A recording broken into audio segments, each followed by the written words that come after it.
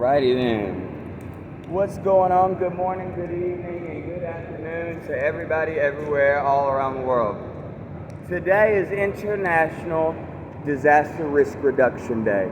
Disaster risk reduction, I hate to say it's going to sound kind of wrong, but it's my favorite part of the subject that I'm going to call climate change, or maybe better yet, I should call it our planetary boundaries. So I've composed just a little bit of information this morning on kind of what disaster risk reduction is, what certain influences and certain people, what they can do to ensure that we are all safe. So let's get started. I want to start off with some data for disaster risk reduction. Natural disasters, between the years of 2001 and 2010, natural disasters here in the United States added up to a cost of $1 trillion. That's 1 decade and $1 trillion. This the trend of this shows that it tripled over that time period. During this time period, 28 million homes in America, in the United States, were lost as a result of natural disaster. 1.1 million people lost their lives. If you do the math, that's about 300 people a day. And what we can take from this data and from the geographical information that this data provides is that the more vulnerable, the more poor, the more isolated a group or a person is, the more they are affected by such disasters. No matter what kind of disaster, we can say that the most vulnerable and the most poor are indeed the worst affected. So what is disaster risk reduction? Disaster risk reduction is the combination of two things. The first being crisis management, knowing what to do, when to do it, when something happens. How effective and efficient is that plan going to be? What can you learn from what has happened? But it is also risk management. Okay, I have a city, we'll take here, I'm in Atlanta right now, we'll say here, Atlanta. We know Atlanta has, in the past, got hit by tornadoes, right? By storms, by flash flooding. Well, we can say now, we can take the data that we learned from those disasters, implement different watershed management techniques, implement different warning systems. Whatever affects your area the most, expect for climate change to amplify it. Take data from past events and apply it to solutions to the future. That is disaster risk reduction. Now, there are two tools used in this. One of them is hard intervention, such as protecting your home and your buildings. So if you're in Florida and you're implementing hard intervention, you're nailing boards to your windows before a hurricane. You're throwing sandbags on things that may get blown away. That would be hard intervention. So, some more examples of hard intervention in cities where there are major fault lines, building skyscrapers to standards where if it shakes, it's not going to fall. That's hard intervention. Soft intervention is exactly what I'm doing now, right here at the Mercedes-Benz Stadium here in Atlanta, Georgia. Education and training. Let's keep it moving. So what's important for those who work in the areas where crises occur, the communities, the tribes, the counties, the states, is while planning to act to assist in a crisis, one must think of all the possibilities where you could accidentally create another crisis. For example, let's say, I'm not going to use a particular name, I'm just going to make up a name. Let's say I was on the island of Walla Walla, Washington. Now on the island of Walla Walla, Washington, I'm the leader and they have come across a food shortage. We don't have enough dingleberries to last. And so what I decide to do is I decide to grow rows and rows of rice. But once it starts growing, I realize that, well, damn, now we're running out of fresh water. Why is that? Well, I didn't think about it. I was trying to fix the other crisis of the food shortage and didn't think about how intensive, how much water that the solution needed. I didn't think about the resources that needed to go into the solution before implementing it. The best tool for managing future crises is to apply climate correcting policies now. I know don't nobody want to hear it. I know we're tired of hearing it. Hell, I'm tired of saying it. Believe you me, I truly am. I'm tired of studying it. I'm tired of climate, period. I'm just tired of it. But it's only getting worse. It has went from a possibility to an inevitability. And it's because we keep putting it off. We keep saying, okay, well, I don't see it happening now. It's not bothering me. It's important for populations everywhere to know that larger cities and coastal cities are two things in the same. First of all, they are the most populated cities in the world, places in the world, but they are also at a much higher risk of being affected by a disaster than others. Common sense, more people, something happens, more numbers. Moving right along. Now, a lot of us don't want to correct the climate crisis or act on it because we won't be here. We don't care. I know I've heard my parents say that. That's one of the many reasons I'm kind of mad at them. But that's besides the point. I want to show you evidence that, yes, the climate crisis is occurring now. It is occurring much earlier than scientists said it would. And we need to act much more boldly to correct it. Here's your evidence. Just yesterday, there was a flood. It wasn't here in the United States, but it was in China. This one flood caused 2 million people to be affected or displaced. When I say displaced, you have to leave your home. It is not suitable. It is not livable. You cannot be in your home. You have been displaced. Just last year in 2020, Australia, 91% of an entire continent burned. This affected more than 3 billion animals. 46 million acres. And when I go to the map and I look at Google Earth and I see what Australia looks like now, I have a swelling of sadness within me because it looks as if our earth, our home, fell and scrapes me across, the pavement, and now it's just oozing and it's red. It's heartbreaking to see that much of our planet be that damaged. Between 2011 and 2020, 7.5 million acres of United States land were affected by wildfires. I did not say burned, I said affected by wildfires. Now, something that I would have never thought of that the former President Trump did And I'll give him his kudos when he deserves it. That's not often, by the way.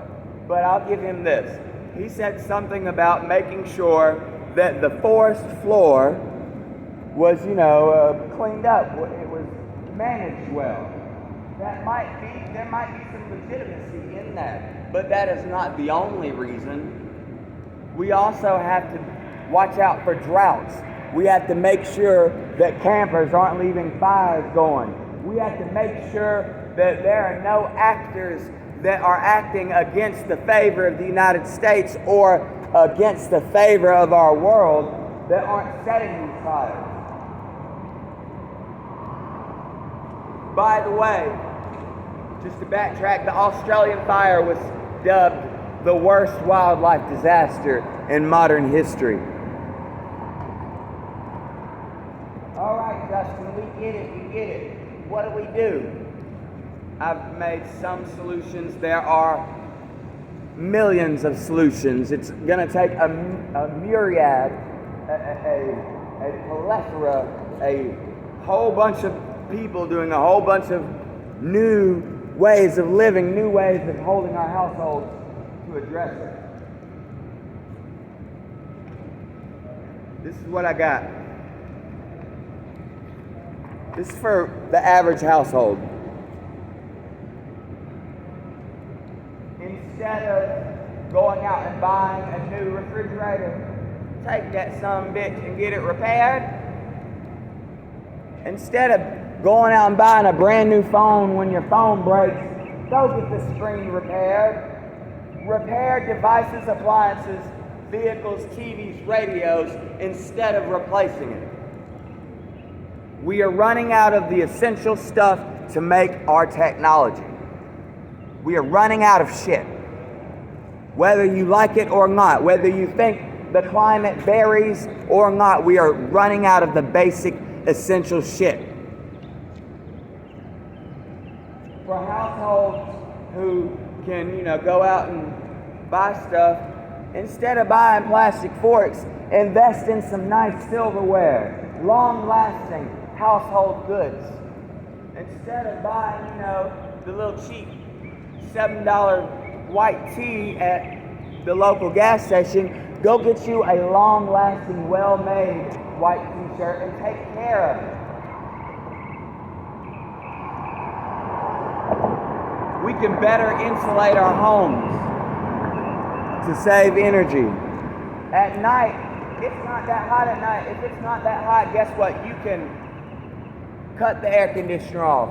When you're leaving your home, cut the air off. If you're in your hotel and you go out, cut the damn air off. Do not just leave shit running just because you don't have to pay for it. Because you are putting it on the generation that falls under me. This morning, I was at Kensington Station, and I got sad because I had to explain climate crisis and what was happening, what needed to be done to a young 19-year-old boy. When at the end of the conversation, when I asked him about how old he was, he said 19. I said, man, you're going to be your generation is going to catch the blunt end of this. So yes, it is now. It is today.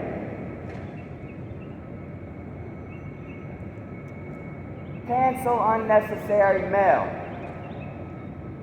Then if I had the power like they want me to believe I do without radicalizing me, baby, they won't radicalize me. If I did have that power there like he's talking about, you know what I would do? Right now I would ban unnecessary mail. What do I mean by that? We have advertisements in every aspect of our life. We don't need it in our mailbox. Period. Use reusable water bottles or recycled water bottles. Instead of driving to the neighborhood gas station or the neighborhood corner store, walk. All right, for those who go to work, because I don't go to work every day, I can't do too much for climbing because I don't have money. For those of you who work every day and do have a little extra to spend and want to help out, I've made a list for you. Add solar panels to your house. Get what's called a home energy audit. Make sure all the bulbs in your house are LED. Call and ask your power company about green energy. I just recently seen a commercial for Georgia Power. They're on board. They're going green. Might take a little while, but I believe in them. Clean and replace your HVAC filters every 3 months. If you can, what I would make this even more efficient, get one that is that's not disposable and just clean it every 3 months. Wash your clothes in cold water. Now this is an interesting one. I like this one. Buy the term is called upcycle furniture. This is that really cool furniture you see in all the hot places in the city that's made of, I don't know, it's a bench, but it's made of a ski, a kettle, and a trash can lid, or old bicycle handlebar, reusing old stuff to make new stuff. That type of furniture. Use that, man. And it's in style, it's cool, it's fabulous. Places that you frequently work in your house should be designed around natural light. We need to use as much of the sun's energy and ability as we can, because baby, she is always on, and it's like she burns with the power of, I believe it's 6 or 8 quintillion nuclear bombs going off every 1 second. That's how much energy's up there. We need to harness as much of it as we can.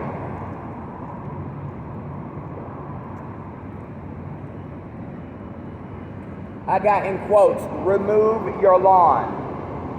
Now, you don't have to call somebody and dig your lawn up. But, your lawn requires, especially those people like, I had a neighbor when I was a kid, his name was Billy. Man had a perfect yard. I'd never seen a stick on the ground. I'd never seen a leaf in his yard. The man worked hard to keep his yard. Not blaming or anything, but those types of yards that are so immaculately manicured require extra water, gas-powered equipment, fertilizer, and a lot more resources to maintain. And then you got to do it every month. We have to cut back on this. We cannot just sit here and ignore it and think things are going to be okay. We cannot sit here and ignore climate crisis and think that we are going to get back to normal from COVID-19. COVID-19 is not going away as long as the climate crisis is escalating in the way that it is. Mark my words.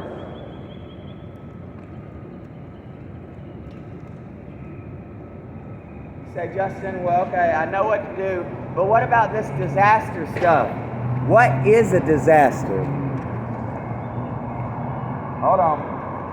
We're going to wrap this up.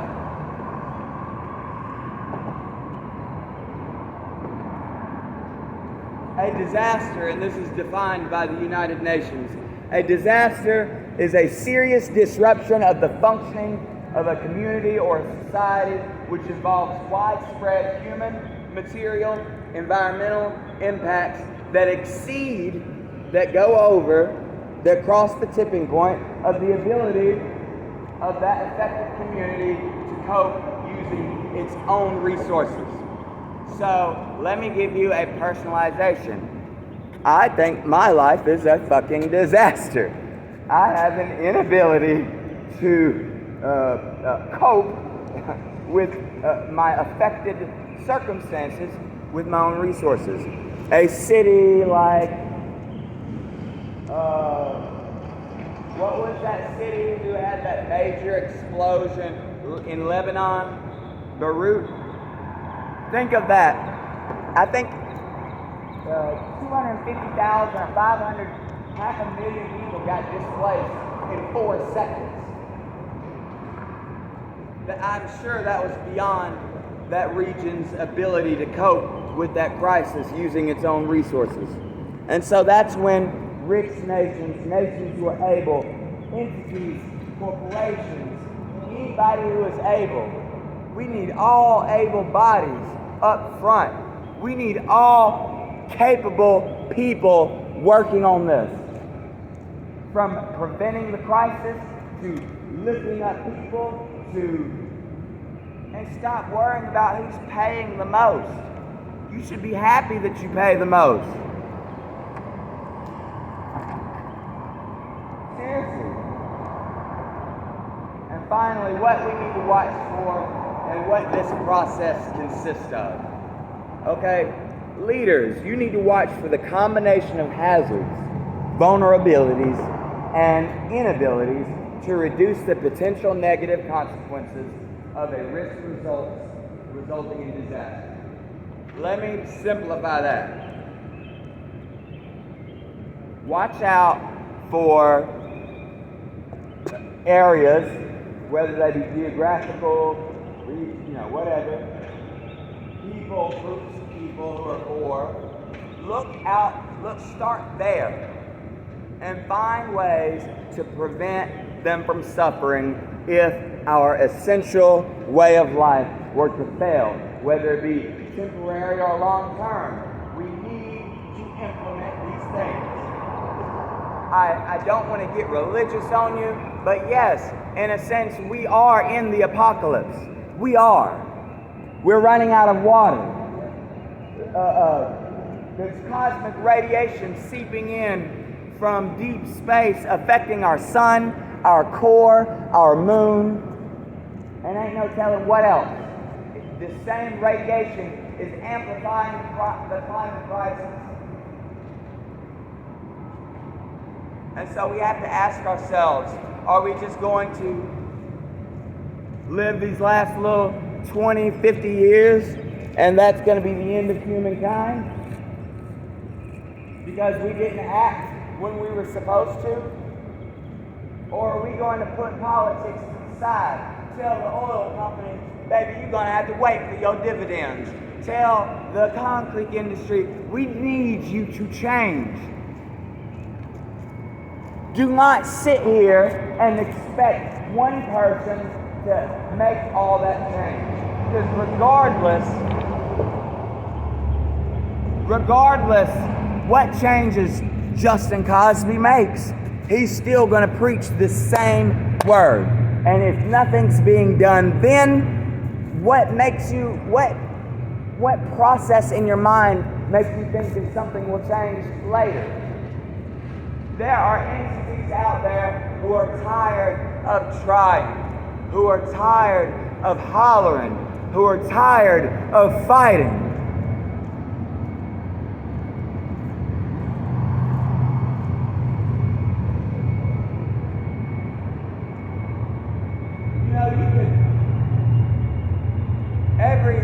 Let's say every other month, you park your car for 1 week and do not get in it at all, if you can.